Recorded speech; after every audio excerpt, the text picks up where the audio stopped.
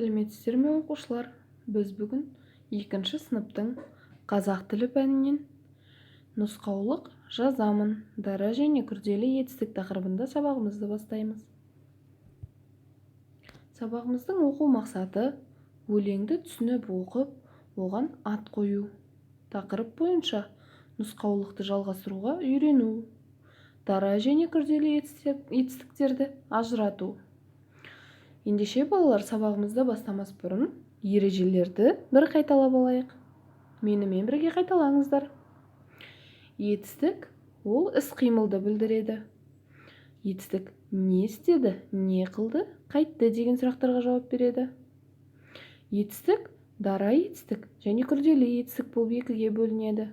Дара етістік дегеніміз бір сөзден тұрады. Жазды, көрді, ұшады деген сияқты. Ал күрделі етістік 2 не 3 сөзден тұрады. Мысалы, жазып отыр, көріп жүр, ұшып бара жатыр деген сияқты. Енді балалар, нұсқаулық дегеніміз не?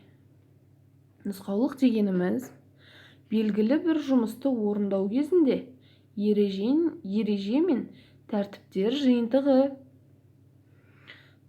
Балалар, біз кез келген бір жұмысты жасар кезінде оның өзінің тәртібі, орындалу реті, орындалу ережесі болады, соны нұсқаулық деп атайды екенбіз.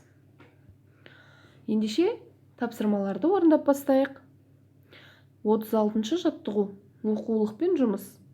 Оқулықты қолымызға алайық. 36-шы жаттығудағы өлеңді түсініп оқимыз балалар. Менімен бірге оқыңыздар. Елден алғыс алған мың, мен бағбанмын.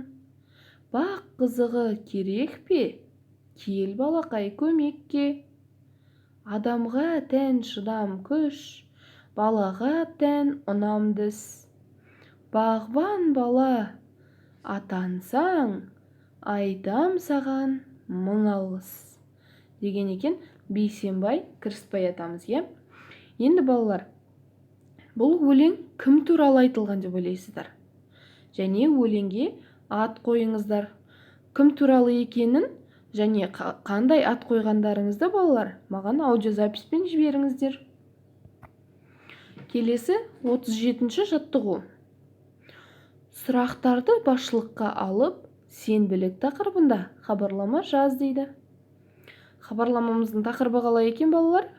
Сенбілік, Ендеше тақырыбын жазып, мына сұрақтарды жазып алып, осы сұрақтарға сүйене отырып, сенбілік қашан болады, сенбілік қай жерде өтеді, оған кімдер қатысады деген сұрақтарды пайдаланып, өздеріңіз сенбілік тақырыбында қысқаша хабарлама жазамыз. Келесі балалар бізде 39-шы жаттығу. Жұмбақты көркемдеп жаз, шешуін тап дейді балалар. Шөпшілердің шөбін шашты, қалпағымды ала қашты. Бұл не деп ойлайсыздар балалар? Бұл табиғи құбылыс. Ендеше балалар, жұмбақтың шешуін тапсаңыздар, көшіріп жазған жұмбақтың қасына, жақшаның ішіне жауабын жазып қойыңыздар. Балалар, көшіріп жазған жұмбағыңыздың ішінен етістіктерді табамыз. Олардың астын сызамыз және олардың үстіне жай қаламмен оның дара етістік пе, әлде күрделі етістік екенін жазып белгілеп қойыңыздар.